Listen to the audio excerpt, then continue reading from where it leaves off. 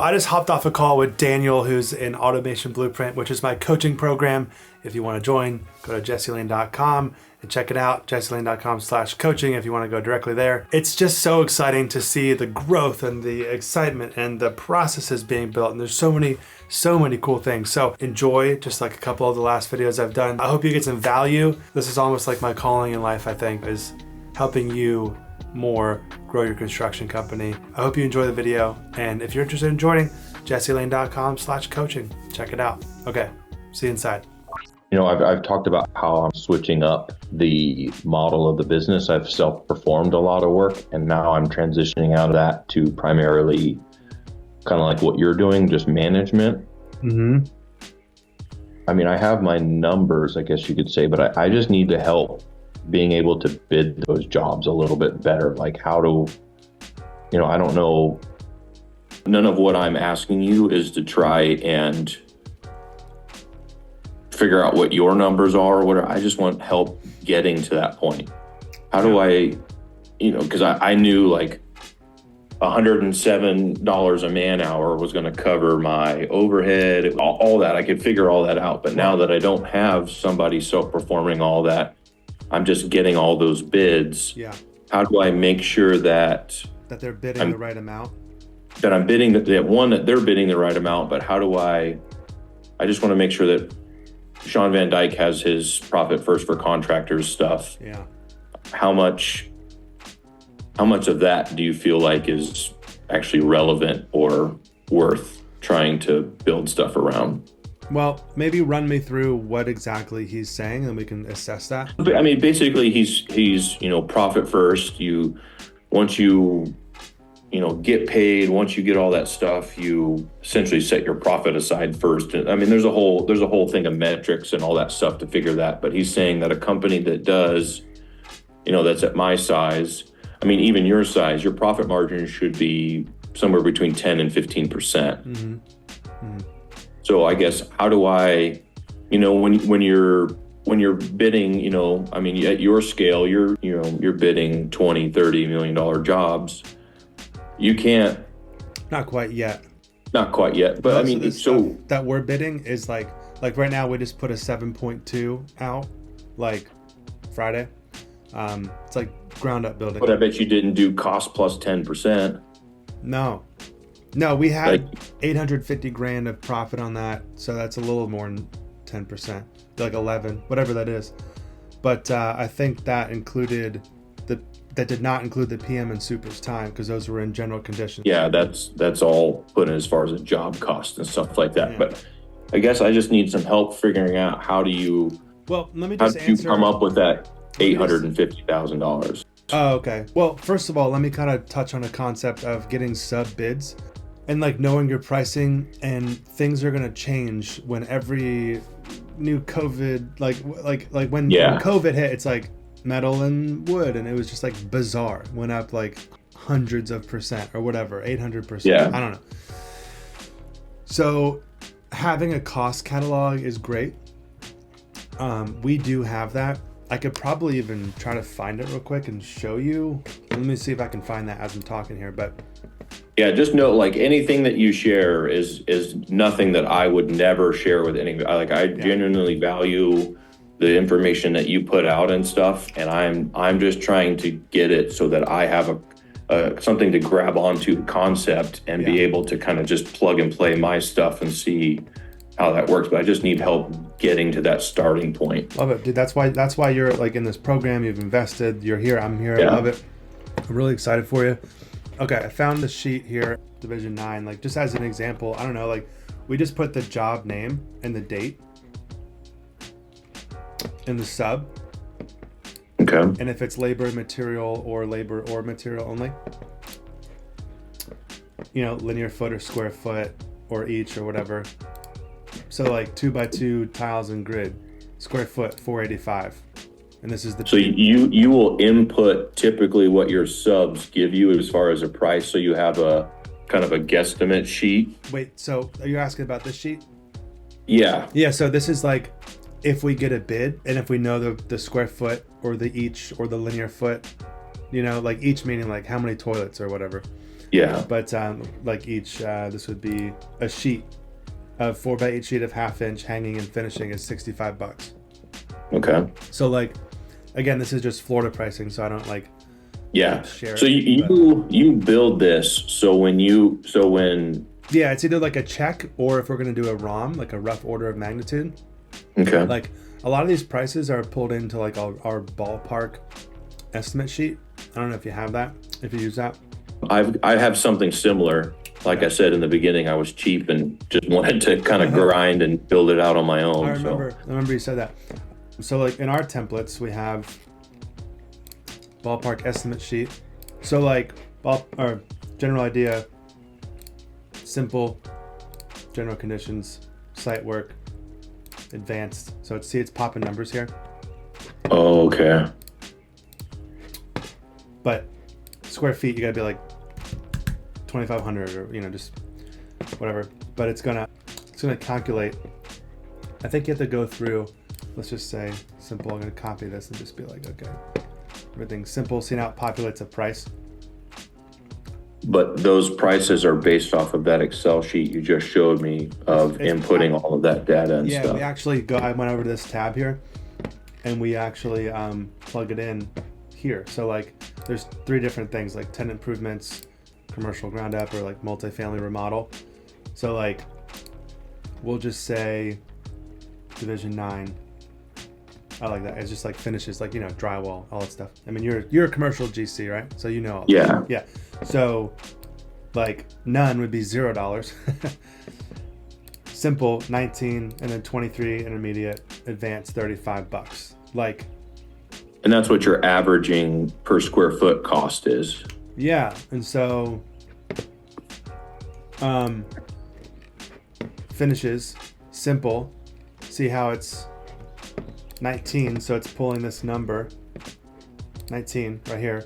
If I changed it to advanced, that would probably be 35. At least it should be.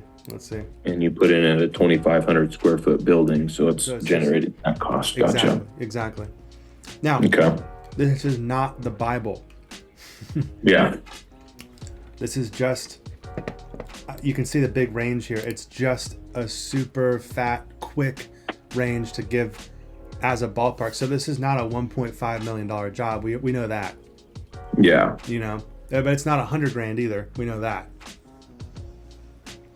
So if I'm on a sales call with this person, it's just something to use to be like, okay, do you have about $500,000? Like before we even go to the next step, just to qualify them. They're like, $500,000? I only have 20 grand. You're like, Yeah, sorry. So this, the 350 to 530. Yeah. That's just a cost to potentially build it. That doesn't include markup or anything. No, this would include markup of 30% that you could adjust. And I think we give kind of like a range in this chart. So if it's like, we can just adjust this percentage. So if I be like, oh, let's put 50 on there, or let's put 10. It just does it. And then if adjust here by, I guess how are you determining that markup percentage? we're determining it by this chart, Okay. by the size of the project is what this is. So if it's a million. Yeah, I've seen this is like out here in Spokane. Like I'm part of something called AGC. Have you ever heard of that? Associated General Contractors. Yeah. Yeah, so I'm part of the AGC out here, the chapter, and they've been a great resource. And the gal that I work with, Chelsea, she was an estimator for a very large contractor, and they were doing $15-20 million projects, and their markup was 3%. Yeah, I mean, the more you get up there, $50 million, it's going to be that. That's a scary markup, because like, what if you mess up one division? It's like you're losing $2 million. But how do you, if you're at that level, how do you still maintain that 10 to 15% profit margin that you want to obtain? I mean, is that what your company's goal is, or? Yeah, I mean, that is right. Yeah, typically I make between 8 and 12%. Like, that's what I pay taxes on. If I do like $10 million, And some years, like not all of it actually comes in. Like I'll sell 16 million, for example, of projects that year, but only like sometimes like even a little bit less than 10 actually comes in, you know, like 8 or something. Yeah, I was doing the math. I'm like, I mean, not including project managers and superintendents, you know, paying office staff and everything. Yeah, I'm at 507,000. And the reason why I came to those numbers is because I've got, like, I included safety training and like continuing education that I'd like to set aside for people. You know, if I see a superintendent is doing great, but maybe he's struggling in something, it's like, oh, hey, let's put you through a leadership course. Yeah. You know, leadership construction, you know, so I've built some of that in there. That's good. You know, you got your truck payments and internet and office rent and all that other stuff. Right. But yeah, it comes up to, $500,000. Yeah. So mine is like 1.4, I think. Okay. But I include the super and the PM in that. In your overhead cost? Yeah. I just, it's more of like how I think of it. Well, technically, I mean, if there's a couple weeks where they're not on a job and they're training or they're doing something, like you got to pay for them. So it's a thing, even though we do job cost it, like even in Buildertrend right now. Yeah. But technically in QuickBooks, it's overhead. Now, okay. This is not gospel. This is just kind of a simple way for me not to overcomplicate it. Because like I didn't growing my business over the last decade, like I just didn't have the time or energy to start like breaking it all apart. I'm not saying don't do that, because I think there's other like construction guys out there that'll tell you definitely break it out like in QuickBooks and stuff, like to the job or whatever. Okay.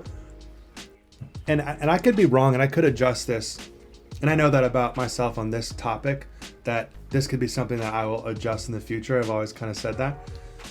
It's just been really easy for me to job cost it in Buildertrend, so I know like that. But then in QuickBooks, it's total sales minus my cost of goods sold, which includes dumpsters, subcontractors, anything to the job. Yeah. Then it's my gross profit. That equals my gross profit. Then I take out my overhead, and that gives me net profit. But what's in the overhead? You know, all the actual overhead, office, rent, internet, like gas, like all this stuff. But then it's just like the different salaries, even my salary and anyone's salary is just kind of like in the same bucket, just for simplicity. So I'm not saying do that. I'm just saying that's what I do. Okay. Yeah.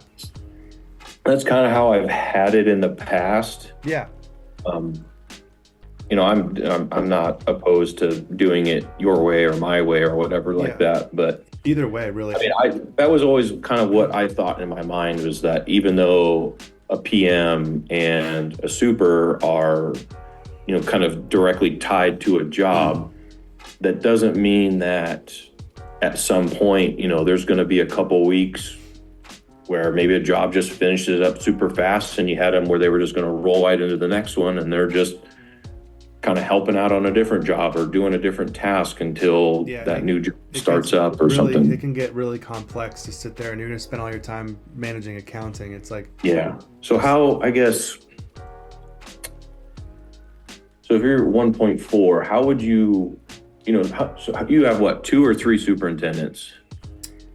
Ballpark. I mean, literally we just had a guy start today. He's like a PM/super. We're giving that a shot. So cool. Okay. That is cool. Maybe some of the smaller TI jobs and stuff. I don't know what Ron's plan is as far as where, but yeah, we just landed this private jet facility renovation. Like I was flying out to Texas and I'm like, oh, cool. My sales guy sent me. He's like, hey, it's only like, it's $813,000. But anyway, I think he's just gonna like manage that. Okay. And we're doing this other like $700,000 like random Skyrise like demo project for this Congentco or something like that. So they'll probably manage that.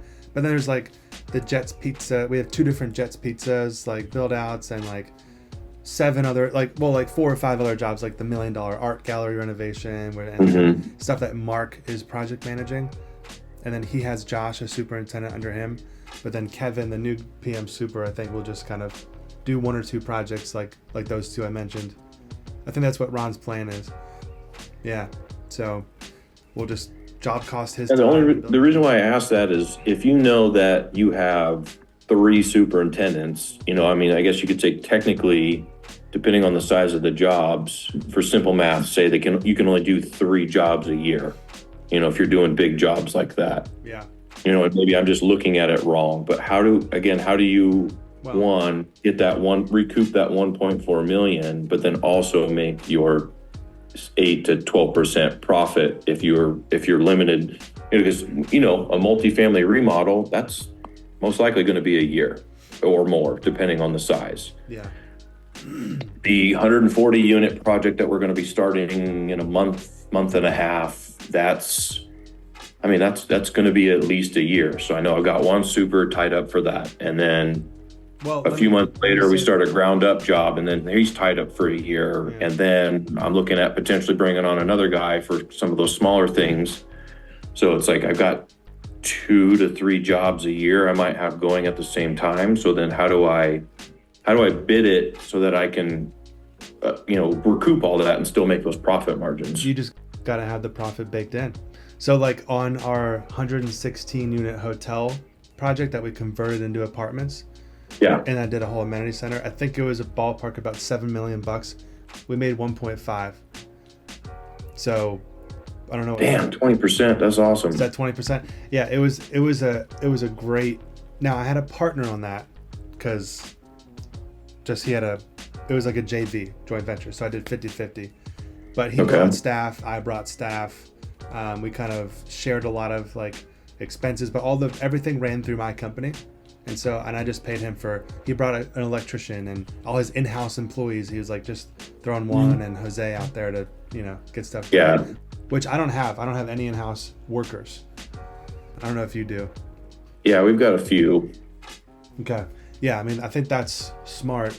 I just like, it's so much to manage. Yeah, it's a nightmare. Yeah, it is. It's a nightmare. It's like more people, more drama, more problems, and it's just like, yeah.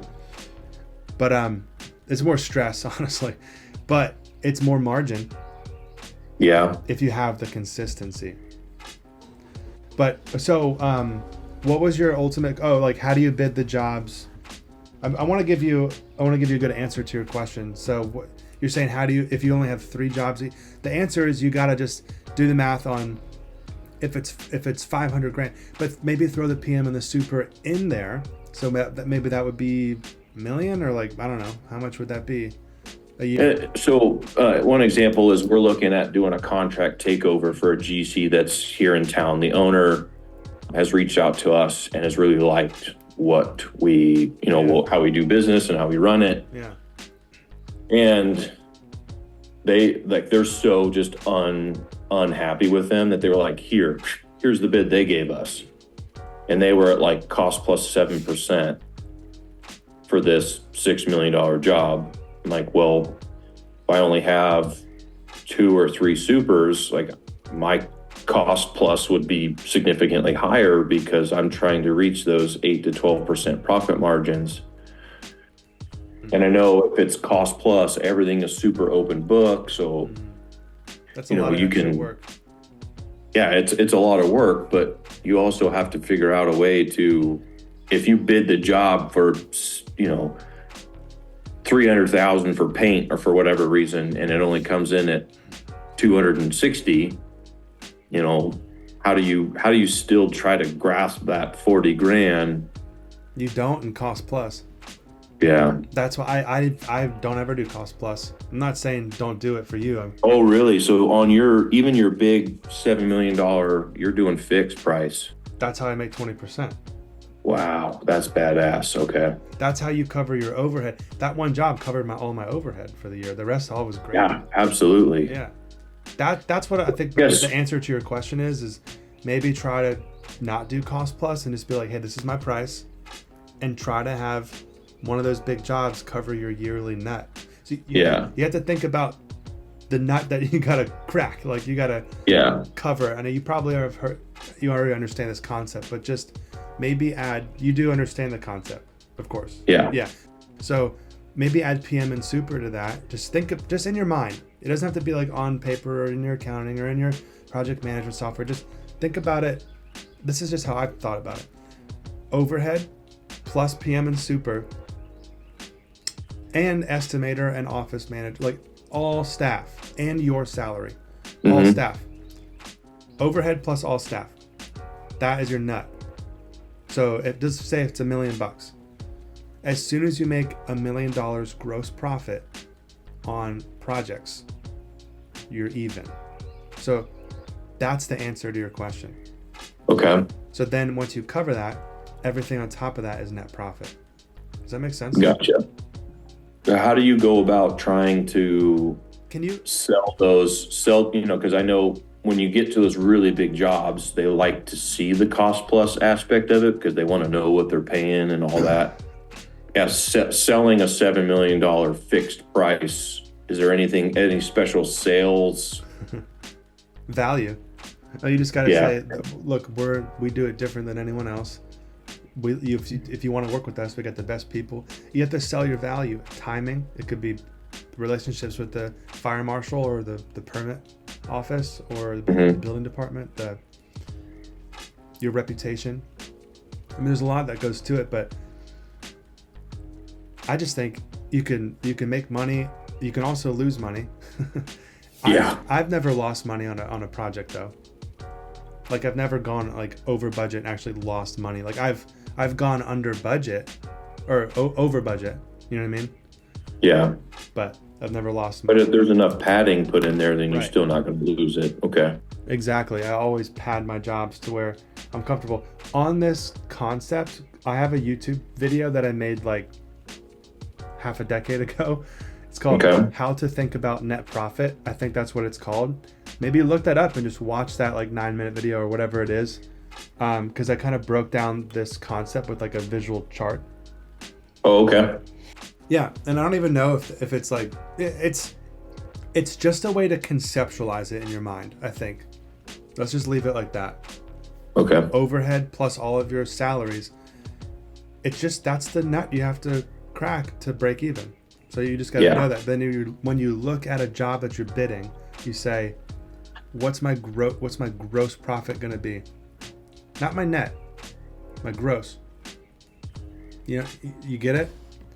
Okay. I wonder, I've never done this with like whiteboards. So like, I wish I could draw with like a pen. So total. Oh, you're in here too? Oh man, I was just looking. I'm like, wait a minute, it's having me. So that's funny. That is cool. We're kind of collaborating. So that's fun. So total sales. Now I have to get my head straight now that I've figured this out. So then minus your cost of goods sold equals, it's your gross profit, right? Yeah. Sorry, this takes a long time. I could probably type it with a text input. But that's your gross profit. So you want to be, when you're bidding jobs, I think you want to, anyway, all right, so total sales minus cost of goods sold. So your cost of goods sold, subs, even hours, like your staff, because you have in-house. Yeah. Dumpsters, anything that goes to the job, permits, right? Okay. So look at this number. You just want to look at this number, and then I wish it would zoom out for you, but on the right side, I can zoom out though on my own. Yeah, can you see this box? Yeah, no, you're square, yeah. Yeah, so like, I don't know why they call it this, but that's your nut, So this is like what you want to break with gross profit. Gross profit is what's gonna crack your nut. Yeah, that's gonna, like you said, cover all your bills and stuff. Yeah. So this, once you reach, if this is $1 million, just for example, 1 million. Once this reaches 1 million, then how much net profit have you made? Yeah. Okay. No, that's a question. Oh, gotcha. So if I So what's this number right here? How much dollars net profit? Oh, for like if 0. okay. Makes sense? This is the starting. Yeah. Okay. Yeah. It makes. Okay. Gotcha. This is the beginning point. I could probably draw this better, like in the future, but this is the starting point of your net profit. Once your gross profit cracks your nut. Yes. Okay. Which includes salaries. Mm-hmm. What else? Yeah. I mean, your truck payments, your. Let's just call it salaries and overhead. Yeah. All your. Yeah. Okay. That's it. Oops. Forgot an ER. So overhead, salaries. Oh, oops. Does this help? Yeah, it makes sense. I guess my question is yeah, I guess you have to know what your capabilities are as far as how many jobs a year you can do.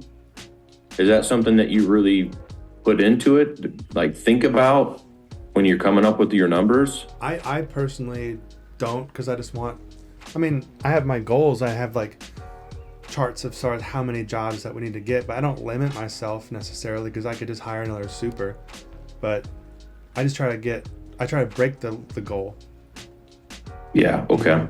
But I don't say I'm only gonna do 3 jobs. That is fine if that's how you want to run your business. It's just my mindset is I have a growth mentality. So yeah. So I mean, I guess my fear is like I've been on the other end. I've been the guy that worked a job for 4 months and then got laid off and then found another job. And I guess some guys are like that. Some guys don't mind that at all. I don't like the idea of hiring and firing guys. So I don't want to hire a super for an 8-month project and then I don't have anywhere for him to go and then got to lay him off. But yeah, I think I need to get out of that mentality maybe. Well, you need to be focusing 80-90% of your efforts on marketing and sales and visionary and CEO. You remember the automation blueprint, right? So like, I don't know where you're at in that currently. So where are you at with this? Give me the colors. Blue means you have the role filled, but there's not a clear process. Like, which processes are you working on right now with Angel? Right now is mostly the project management handoff. Okay, so like that, and you have supers and you have admin and bookkeeping, or? Yeah. Okay, so it's like this. Are you doing, so purple is you're doing it. So are you doing estimating? Yes, I'm doing that. Yep. Well, we have the marketing. I'd say 90% of it is being taken care of by the social media company. I'm constantly, checking in and making adjustments and stuff. Yeah. So technically you're doing it, but you do have people trying to help. So believe it like that. Yeah. But okay, so this is where you're at. So that's cool. I'd like to see you more marketing and biz dev. Business development is how you're going to get new projects. Then you don't have to worry about not being able to send this guy somewhere. Because if this guy leaves, you're kind of screwed, right? Yeah. This is your first line of defense. So, and your PM manages him. But then you want to get a process built for estimating and then delegate it. And then you want to get a process built for these two and delegate it. And you really want to get this process built. I know you already delegated these, but you want to get the processes built. Yeah. And then you want to get the processes built for PM. You have a PM, right? Yes. Okay. So yeah, you build a really Loctite. That's why you're in the program. This is right here where we're gonna get you. And then let's green light this, but I still want you to kind of be, if you enjoy it. I say I want you to be, but I mean, if you want to be like a little bit more involved with marketing, but I definitely want you to be involved with business development. Yes. Because this is where we're taking you right here in the program. Boom. So, but biz dev, you're still going to kind of have a part of, but you're going to be here, man. You're not going to be doing project management, estimating, or superintendent or admin stuff. You're here, you're over here. So this is where we're going. But so your estimating process, do you have a full-time estimator in-house then? Yep. Okay. Yeah. Yeah, I have for the last 2-3 years. Cool. Okay. It's really, it's hard to find somebody that, the guy that I have right now, so I guess I technically have 2 project managers my one project manager is solely going to be working on our like apartment turnovers. Tenant moves out, we come in, flip it, upgrade it, whatever. So he's going to be running those 4 guys. That's his whole purpose. And then my other project manager is actually going to be these larger commercial projects. But he wants to be an estimator. That's his ultimate goal. And I'm like, okay, well, we'll get you there. But right now I need you to help me run these jobs. So. Right. Huh. Yeah. So, but has he done estimating a lot in the past? Yeah. Okay. He owned his own little thing for a while, and I like the thought process that he has when he's helping me PM stuff. Is he's like, well, this should take this long, and I would have bid this many hours, and just like listening to him, the way that he talks is he's saying a lot of the right things. Right. And then especially if I had, a process built and all that type of thing, I think he would be really good at it. Yeah, I love that. But yeah, so that's good. I like that answer because I wanted to be clear that he's not someone who doesn't know how to do estimating and you have to train him. Yeah, no, he knows, which I think is why he's been such a great PM going. Yeah. These guys took 13 hours to do and I would have only bid 5 hours. And I'm like, well, yeah, you're about right. So let's figure out what's going on. That's great. And definitely find professionals in all of these roles. And then because that'll make your process building so much more simple and easy. Yeah. Yeah. Because if you're starting from scratch with people, you probably already get that. So yeah, keep doing what you're doing on that. That's good. Okay, cool. Yeah. So you put your PM in super. So I guess if I do this contract takeover, how do you think I should go about doing that one then? So give me. It's as far as like the cost, based on the amount of work that needs done, so it's a 5-story, 153 unit building. Okay. 133 units are almost already done, but they want us to take over each floor as a phase. So there's 4 or 5 more phases left, and there's about $6 million worth of work just through subcontractors left. $6 million, including your markup and overhead? No, about $6 million in work. That is so funny because literally this 7.2 that I just sent is so similar to that. Wait, where are you located? In Spokane, Washington. Okay, great. Because I was like, yeah, this thing in Florida is like so similar because it's literally we're taking over someone else's contract. They started it. They spent like millions of dollars, did a foundation, went up with like some bullcrap like metal frame thing or something. I have never seen all the details, but they're telling me about all these things. My sales guy and my COO and all these, and they're like, yeah, like we have to like rip it all the way down and then build the whole thing. Like they didn't even follow the drawings. But it's about that ballpark with subs, and we bid it at 7.2 with 850 in there as profit. And that's it. They're like, the problem with this though is they're like, we need to be at like 6 or like 6.5, like, or else like it doesn't make sense for us to do the deal. I'm like, well then I'd be doing it like for free if I did it for 6. So I don't know if Angel's coming on as my CEO. And she mentioned something about it. Okay. So yeah, Angel is saying like, I just talked to her this morning about it. She's like, I'm not going down on our profit. I'm like, yeah. You shouldn't. She's like, that's our price. So that would be my recommendation for you to be like, here's my price, 6.8 million, or like, I don't know, whatever the price you pick that you need. And the price you need depends on the other projects. If you have another project that covered your nut already for this year, and this is going to be another this year project, then you could be a little bit more flexible. Makes sense. Yeah.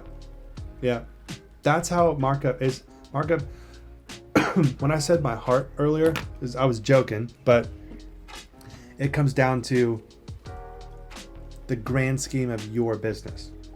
Yeah.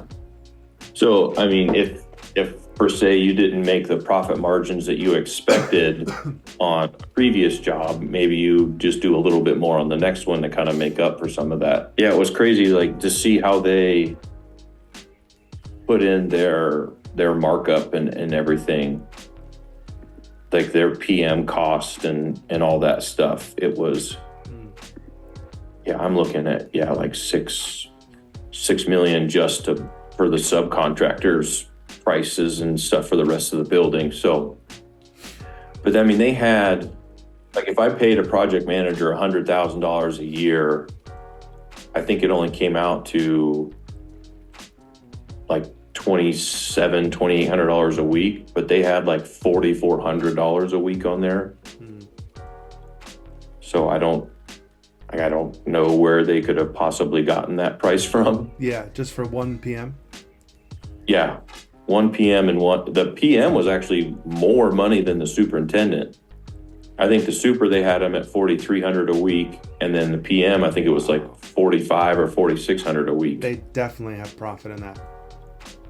Yeah, you have to. That's significant. I think that's how people are. I don't know if they're not checking their payroll or whatever, but they're definitely fluffing.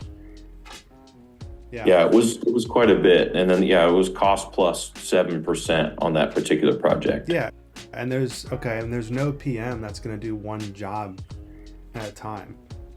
Unless he's a PM and super. Or unless they're on just that large of a project that requires them to do that. Yeah, of course. I mean, but a $7 million, but that's, I mean, I could imagine a $70 million or a $20-30 million job that it's like, okay, you're the PM, that's all you're doing. Yeah, absolutely. But like, something like that doesn't, especially when you're only doing 30 units at a time, there's no way you could have a PM like that. That PM's going to do 2 or 3 other jobs. Yeah. So I guess my cost plus everything numbers, like comparing it to them, there was a big difference. And I'm like, well, obviously I want to be just under, but also I want to make money. So I was just kind of going back and forth. And that's interesting. I never really thought about something at that size going fixed price. Yeah, I do it all the time. So like what's the total price? It's that of their price. It's 6 million plus 7%, right? So what's the math on that? I think total it came out to like $6.7 million. Yeah, so come in at 6.6. You come in a little lower, I don't know. Yeah. And then you're going to be totally fine, you know? Yeah. And you're going to make money, and you're going to be like, hey, look, like this price is not going to go up unless there's a change order, but we're going to try to limit that. Yeah. And it's going to make them. I guess that's too how you could potentially make a little bit more, obviously is selling a job at, drywall and finishes are at $1 million, but you find somebody who's going to do a good job for $850, then you can pocket that $150. Mm-hmm. That's how you make money in construction. So, but maybe going at 6.5 and be like, look, like if you're comfy with that, don't just do it. Yeah. I get it. But, and then be like, and they're like, oh, great. Like, and that's like a fixed, I'm like, yeah, it's like a fixed price. You're not like signing this open-ended contract, Yeah. Yeah. So based on your quick math sheet, you're showing, $1 million and up, you were somewhere between 10 and 30% profit. Yeah, it's just because again, the 10 to 30 depends on, remember that heart thing, which isn't really heart. It's depends on if you've already met your 1.4 that you need. Right. And if we like the client, and if it's close to our office, and if it's X, Y, and Z. Okay. Yeah. So that's the heart aspect. Okay. No, that makes sense. That's all those little things that you really do have to consider and all that stuff. So right. This is such so good obviously stuff. I need to make. Do you have a full-time safety guy by chance? No, I never had a full-time safety guy. We have our superintendents do safety toolbox talks for safety. Yeah. But no, like maybe if I was doing $40 million jobs, I would have like a safety guy. Okay. Yeah, but I'm not doing that right now. I'm all in on this coaching thing right now, honestly, man. Yeah, that's cool. I love, this is really fun for me and fulfilling, and it's like way less stressful. I bet. I know, like it's really cool. And plus I'm launching this software soon. Cool. I like that idea. Yeah. Okay. Yeah. Yeah. So fixed price. I think fixed price too, for me, I like the idea of fixed price because it kind of incentivizes you to like, how much money can we make on this? Like, let's be super efficient. Whereas cost plus, you're just like, it costs this much. You got to mark it up. You know what I mean? Yeah. Whereas fixed price, you try to value engineer stuff. You really try to make things go smooth so you can make as much profit as possible. It's like a whole different business model. Yeah, no, I like it. Yeah, but now you got to make sure to get that mindset into your staff. Yeah, definitely. I mean, I've got basically half of them on board. The other half, they're just, I mean, it sucks to say, but they're just kind of expendable. I'm going to have high turnover. Yeah. It's going to happen, bro. As you scale, especially as we help you put in these systems with them, it's going to happen where not everyone's going to fit, but that's sharpening your sword. Yeah. Like the more you cut off of it, the sharper you're going to get, you know? Mm-hmm. No, that makes sense. Okay. Yeah. Cool. Well, I appreciate it. Yeah, this has been good, man. I think there was a lot of good. You probably taken a couple notes on the side. Yeah. It's just, you know, like I know my number. If I've got 6 guys out in the field, I know how much I need to run their hourly rate to cover everything. But now, you know, those guys I'm trying to set it up to where those 4 that are doing the tenant turnovers are going to cover 25% of all of the overhead. So I'm going to bill them that way as just like another kind of cream on the top. And then I'm going to bid these other big construction jobs as if I don't have that at all. That way I can try to, or if I need to cut, you know, trim a job down really low, I can do that. Right. I'm Daniel. I joined Jesse's Automation Blueprint program so that I can excel my company, because when you're growing, there's always those growing pains. And to shorten those growing pains that I've had, his program in just a short amount of time has broken some of those barriers and really propelled me in the direction that I want to go. So I'm a commercial and multifamily general contractor. And on our own, we've been able to, we're about $7.5 million this year. And I took the courage to take on potentially another $16 million, but I needed the processes, I needed the things to make that big hurdle, that big jump much smoother, which is one of the reasons why I joined this Automation Blueprint program. The Automation Blueprint program that Jesse's put together, it's been absolutely phenomenal in even a short amount of time.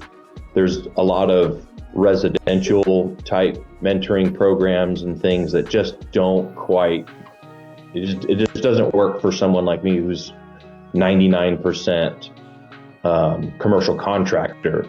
So having somebody who's in the commercial contracting space, who has the experience, who's built his business, where he was wearing the belt, you know, the tool bags, to now he's running it, it's been absolutely phenomenal. I was super excited.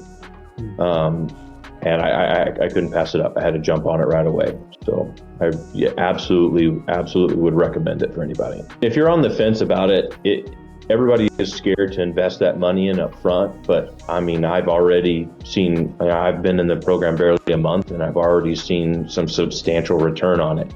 It's 1,000% worth the money. You got to spend money to make money. And the faster I've come to that realization, the faster I've made that money and realized I should have done it way sooner.